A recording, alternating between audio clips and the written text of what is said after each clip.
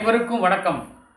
Gold medalist Hindi guide வழங்கும் கற்க அசலக நிகழ்ச்சிக்கு தங்களை வரவேற்பதில் பெருமகிழ்ச்சி அடைகின்றேன். सबको सादर प्रणाम. गोल्ड मेडलिस्ट हिंदी गाइड प्रस्तुति कर्क कसरत कार्यक्रम पर आप सबका हार्दिक स्वागत है. आज का कार्यक्रम है प्रवीण उत्तराद के दक्षिण भारत हिंदी प्रचार सभा के जो छात्र प्रवीण उत्तराद परीक्षा देने वाले हैं उनके लाभार्थ प्राचीन पद संग्रह में से कुछ कवियों की कृतियों के बारे में हम देख रहे हैं. इस आधार पर इस सिलसिले में आज मुसलमान कवि रसखान के कुछ पद्य के बारे में हम खुलासा करने वाले हैं.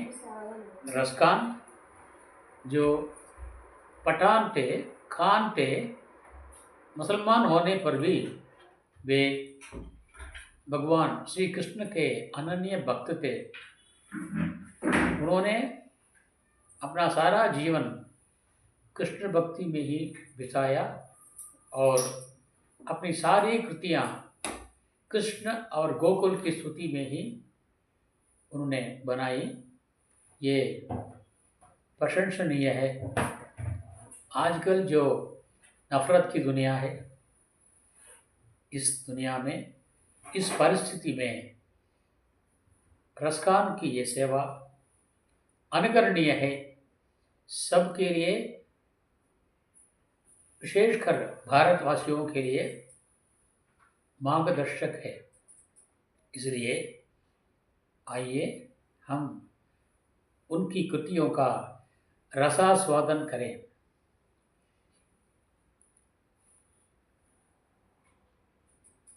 இன்றைய காலகட்டத்திலே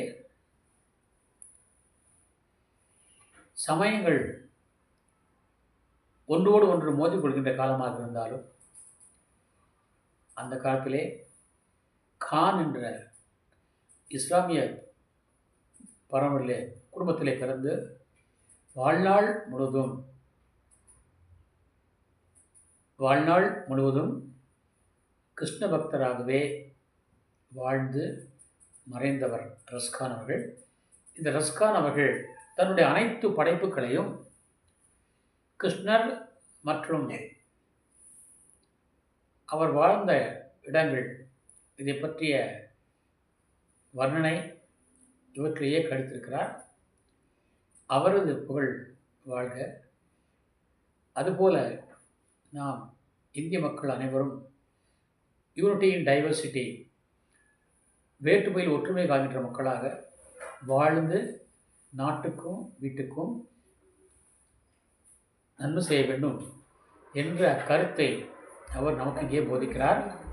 அவருடைய வாழ்க்கை, அவருடைய படைப்புகள் நமக்கு ஒரு சிறந்த படிப்பினையாக விளங்குகின்றன. அந்த அடிப்படையிலே இன்றைக்கு அவருடைய படைப்பை பற்றி பார்ப்போம். தமிழிலே ஒரு பக்தி பாடல் ஒன்று உண்டு.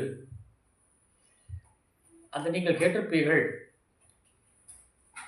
கேட்காவிட்டாலும் நான் இங்கே சொல்ல வேண்டியது கடமையாகிறது. நேரத்தின் தேவையை அறிந்தாலும் சில விஷயங்கள் சொல்ல வேண்டியது அவசியமாகிறது. அதன்படி நீங்கள் அந்த பக்தி பாடலை கேட்டிருப்பீர்கள். அந்த பாடல் ஐயா டிஎம்எஸ் அவர்கள் பாடிய பாடல். மண்ணானாலும் திருச்செந்தூரில் மண்ணாவேன், ஒரு மரமானாலும் பழமுதிர்ச்சோலை மரமாவேன், கல்லானாலும் தணிகை மலையில் கல்லாவேன், பசும் புல்லானாலும் முருகன் அருளால் பூவாவேன், நான் மண்ணானாலும் திருச்செந்தூரின் மண்ணாவேன், ஒரு மரமானாலும் பழமுதிர்ச்சோலை மரமாவேன் என்று பாடியிருப்பார். அந்த பாடலை ஒட்டி வருகிறது ரஸ்கானுடைய இந்த பாடல். ஏதாவது புரிஞ்சுதான். ரஸ்கானுடைய இந்த பாடல், ரஸ்கான் தன்னுடைய இந்த கவிதையிலே கூறுகிறார்,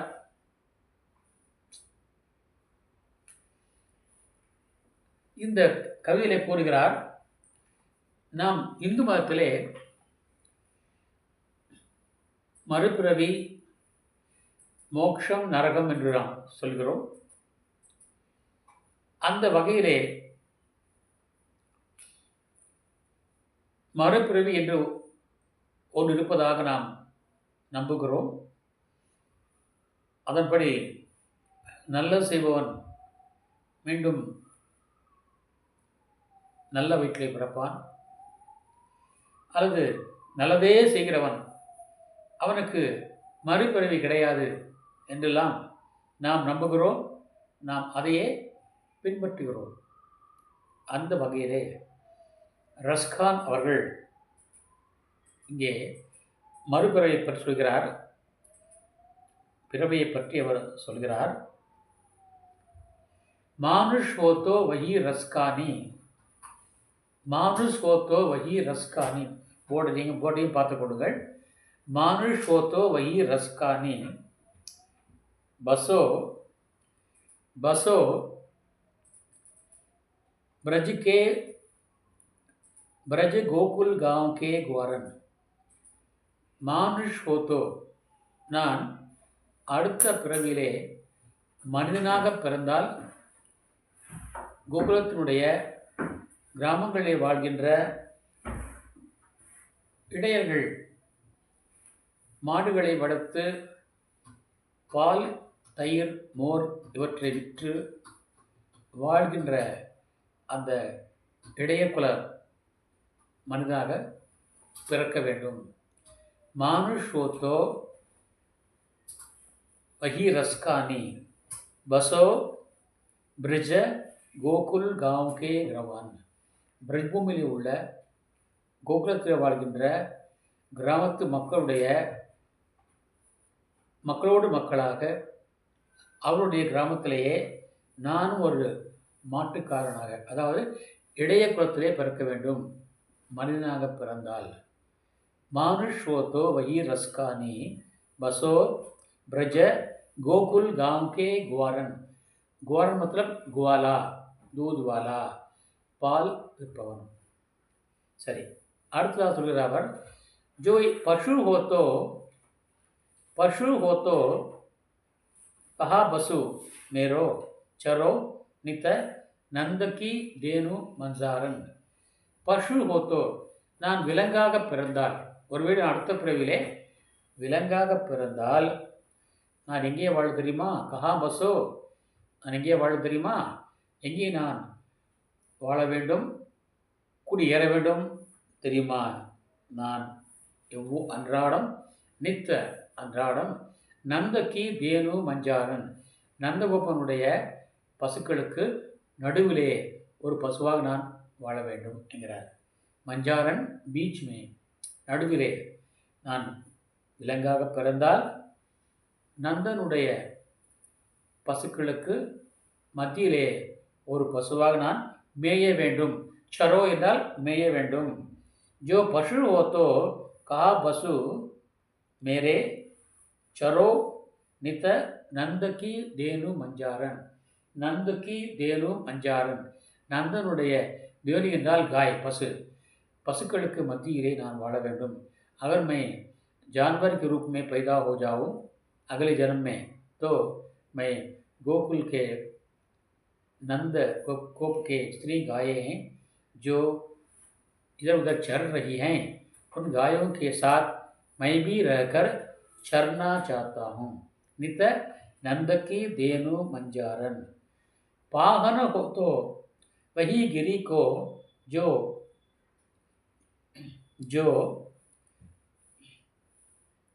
छड़ियो कर छत्र पुरंदर धारण. अगर मैं பாகன் ஹோத்த, பாகன் பத்தர், நான் கல்லாக பிறந்தால் இந்தனுடைய கோபத்திலிருந்து, அந்த வற்றாத மழையிலிருந்து கோகுலத்தை காப்பாற்றுவதற்காக எப்படி கோவர்த்தனகிரியை குடையாக பிடித்து அந்த மக்களை காப்பாற்றினாரோ அந்த கோவர்த்தன மலையினுடைய ஒரு கல்லாக நான் பிறக்க வேண்டும். பாகர் ஹோத்தோ வஹி கிரி கோ ஜோ धरियो कर छत्र पुरंदर वारन. पुरंदर को वारन के लिए गोकुल को इंद्र की कोप से, इंद्र की ईर्ष्या से और मूसलाधार वर्षा से बचाने के लिए बालक कृष्ण ने गोवर्धन गिरी को छतरी के रूप में उठाया था. गोवर्धन गिरिயை கொடையாக பிடித்து கோகுலத்து மக்களை இந்திரனுடைய கோபத்திலிருந்து, தொடர் மழையிலிருந்து, பேய் மழையிலிருந்து காத்த அந்த கோவர்தன் என்ற மலையினுடைய ஒரு கல்லாக நான் பிறக்க விரும்புகிறேன். கோவர்தன கிரிதாரி என்று சொல்வார்கள். கிருஷ்ணகா ஏக் நாம கோவர்தன கிரிதாரி. கிரிதர கோபாலா என்று பாடல் இருக்கும். MS சுப்புலட்சுமி பாடல் இருப்பார். கிரிதர கோபாலா, இது அனைவருக்கும் பிடித்த பாடல். எங்களெல்லாம் கேட்டு இம்புட்டுக்கிற பாடல். तो मैं अगर पत्थर बनूं तो इस पहाड़ को छतरी के रूप में अपने उंगलियों से उठाकर श्री बालकृष्ण ने इंद्र के कोप से, मूसलाधार वर्षा से गोकुल की जो रक्षा की थी, उस पहाड़ के पत्थर के रूप में मैं जन्म लेना चाहता हूँ. நான் மலையாக பிறந்தால் இந்திரனுடைய கோபத்துக்கு ஆளான, அவன் பொறாமையின் கோபத்துக்கு ஆளான கோகுலத்து மக்களை அழிக்கின்ற எண்ணம் கொண்ட இதனுடைய அந்த கோபத்தை அடக்க கோவர்த்தனகிரியை கொடையாக பிடித்த கண்ணனுடைய அந்த மகிமையை அனைவரும் அறிவோம். அந்த மகிமை மிகுந்த அந்த கோவர்த்தன மலையினுடைய ஒரு கல்லாக நான் பிறக்க ஆசைப்படுகிறேன் என்கிறார் ரஸ்கான். சரி. ஜோ ககு ஹோத்தோ, நான் ஒருவேளை பறவையாக பிறந்தால், ககு ஹோத்தோ, ககுனா சிடியா, பறவை. ககு ஹோத்தோ, நான் பறவையாக பிறந்தால் பசேர கரோ, நான் அங்கே கூடு கட்டி வாழ வேண்டும். बसेरा मीन्स कूड़, घोंसला बना के मैं रहूं. कहाँ? मिली कालिंदी कूल कदम्ब की डारिन. कूल मतलब किनारा, कालिंदी मतलब यमुना नदी. यमुना का एक दूसरा नाम है कालिंदी. यमुனையை காலிந்தி என்றும் அழைப்பார்கள். யமுனை ஆறு நீங்கள் மேலே இருந்து பார்த்தால் அது கருப்பாக தெரியும்.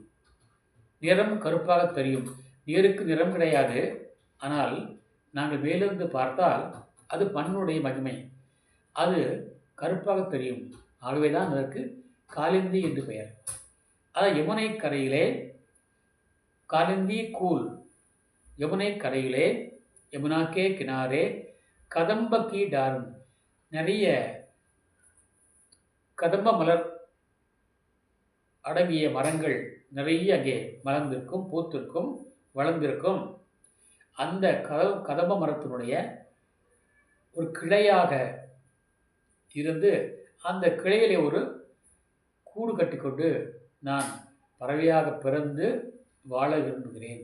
ஜோ ககு ஹோத்தோ பசேரோ கரோ மிலி காலிந்தி கூல் கதம்பகி டாரின். நான் பறவையாக பிறந்தால் யமுனை கரையிலே உள்ள காலிந்தி கூல், யமுனை கரையில் உள்ள கதம்ப மலர்களில் உள்ளடக்கிய மரங்களிலே கூடு கட்டி வாழ விரும்புகிறேன்.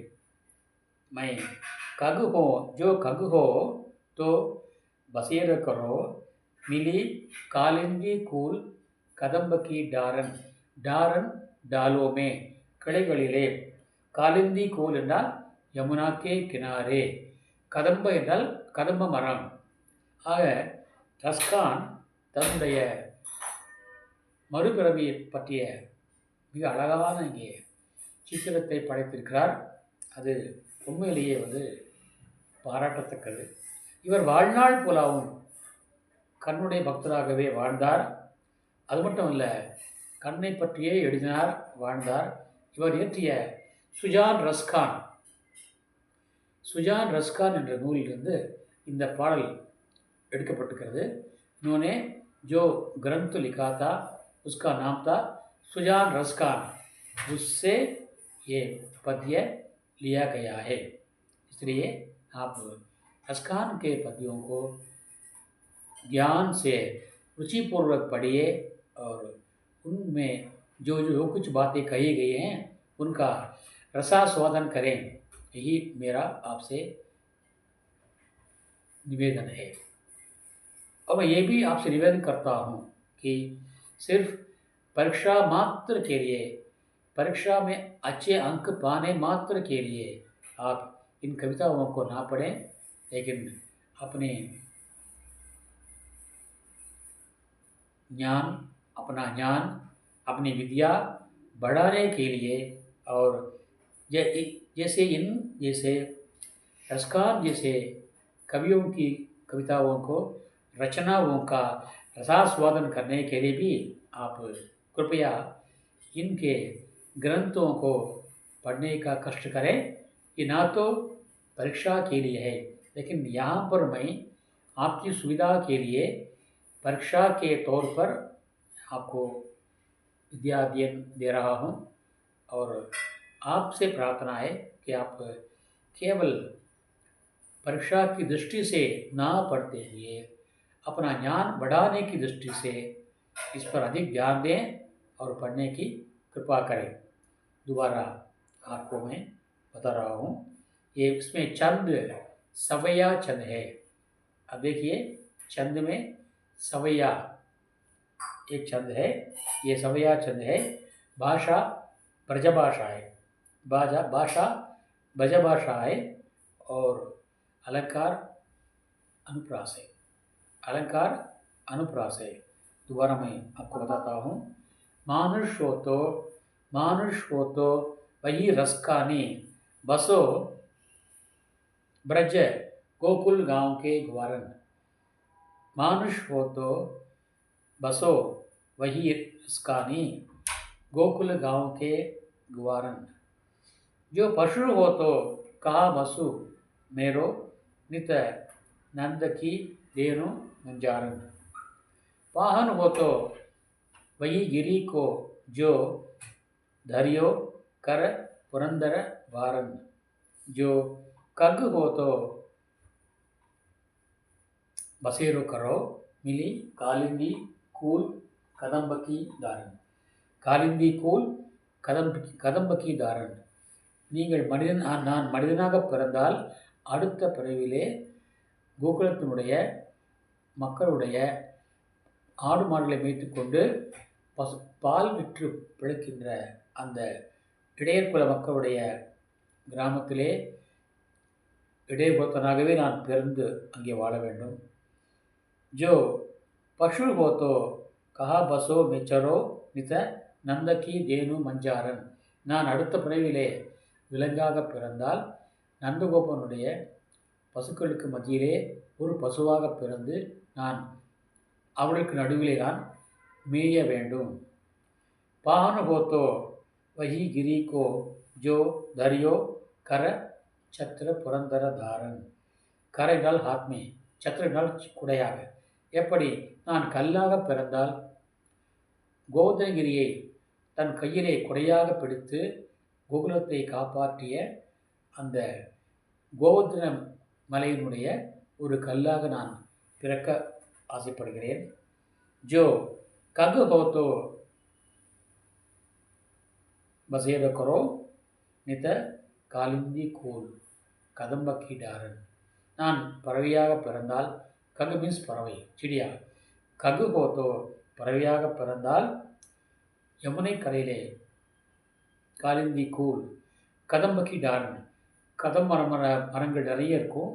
அந்த மரங்களுக்கு இடையிலே கூடு கட்டி நான் வாழ விரும்புகிறேன். இதுவே என்னுடைய ஆசை என்று தன்னுடைய மறு பெண்ணுடைய ஆசையை பற்றி இங்கே விளக்கியிருக்கிறார் ரஸ்கான். ஆகவே இது மிக அற்புதமான ஒரு பாடல். இந்த பாடலின் சுவையை அறியுங்கள். இவர் முஸ்லீமாக இருந்தாலும் தன்னுடைய வாழ்நாள் முழுவதுமே கிருஷ்ண பக்தராகவே வாழ்ந்து மறைந்தவர். தன் படைப்பு அனைத்தையுமே கிருஷ்ணனுக்கே அர்ப்பணித்தவர்.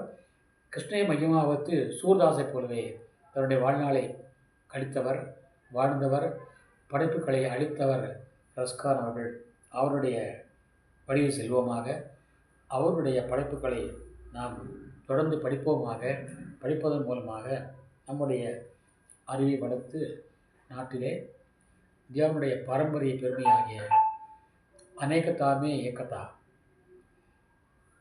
வேற்றுமையில் ஒற்றுமை, யூனிட்டி இன் டைவர்சிட்டி என்ற கருத்துப்படி அனைவரும் ஒற்றுமையாக வாழ்ந்து வீட்டுக்கும் நாட்டுக்கும் பெருமை தேடித்தர வேண்டும் என்று நாங்கள் வேண்டிக்கொண்டு என்னுடைய பணியை நிறைவு செய்கின்றேன். நாளை ஒரு புதிய தலைப்புடன் தங்களை சந்திக்க விளைகிறேன். அதுவரைக்கும் விடைபெறுவது தங்களின் சேவக் ஆர் சுந்தரராஜன். தன்யவாத், தன்யவாத், தன்யவாத். நன்றி, நன்றி, நன்றி. ஜெய்ஹிந்த்.